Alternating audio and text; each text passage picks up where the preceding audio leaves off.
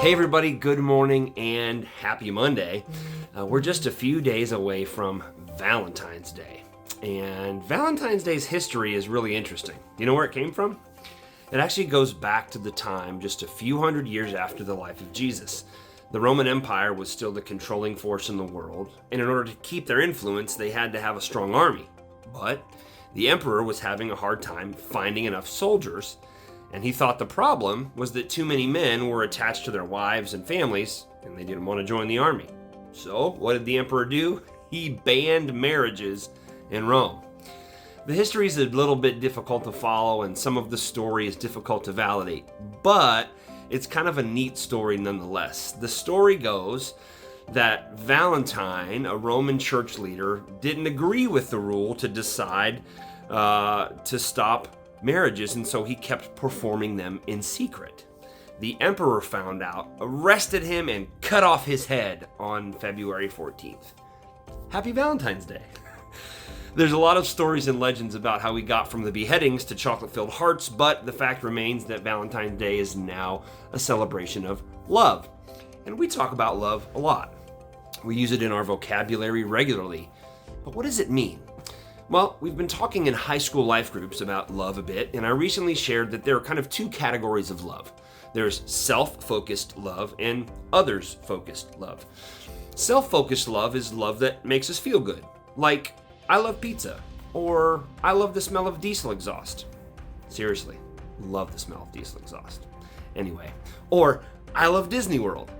Self-focused love are things that we love because they make us happy. Others-focused love, however, is love that is focused on the good of someone else. This is the kind of love that Jesus shows us, and that is being talked about in our passage today. We're going to be in Romans chapter 13. Side note, I find it a bit humorous that we're in Romans, since it was the Roman emperor that cut off Valentine's head. Dark humor, anyway, had to say it. So, if you need to stop the video to find Romans, go ahead and do that now with your Bible. We're going to be in Romans 13, starting in verse 8, and I'm reading out of the New Living Translation. Here's what it says. Owe nothing to anyone, except for your obligation to love one another. If you love your neighbor, you will fulfill the requirements of God's law. For the commandments say, you must not commit adultery, you must not murder, you must not steal, you must not covet. These and other such commandments are summed up in one commandment. Love your neighbor as yourself.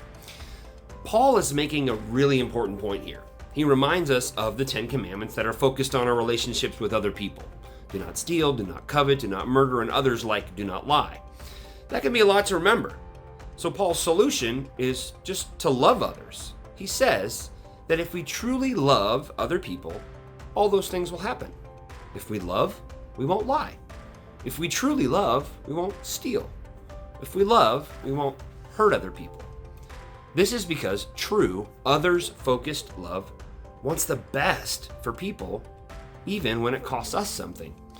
This is the kind of love that Jesus shows us. He wants what is best for us, even at great cost to himself, his life. True love is willing to sacrifice. Notice the last sentence, love your neighbor as yourself. This means as much as you love yourself, which can be really hard because we really love ourselves. So, here's my challenge to you today. It's Monday. We have 1 week-ish before Valentine's Day. I want to challenge you to love someone sacrificially. That means at cost to yourself every day this week. I mean that you do something that you might not like in order to show someone else that they're more important than your comfort.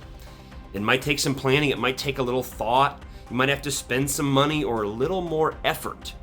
But Jesus is the perfect example of this type of other-focused love, and he calls us to be more and more like him every day. So, get out there and love like Jesus this week. I promise you, you will not meet the same fate as Saint Valentine.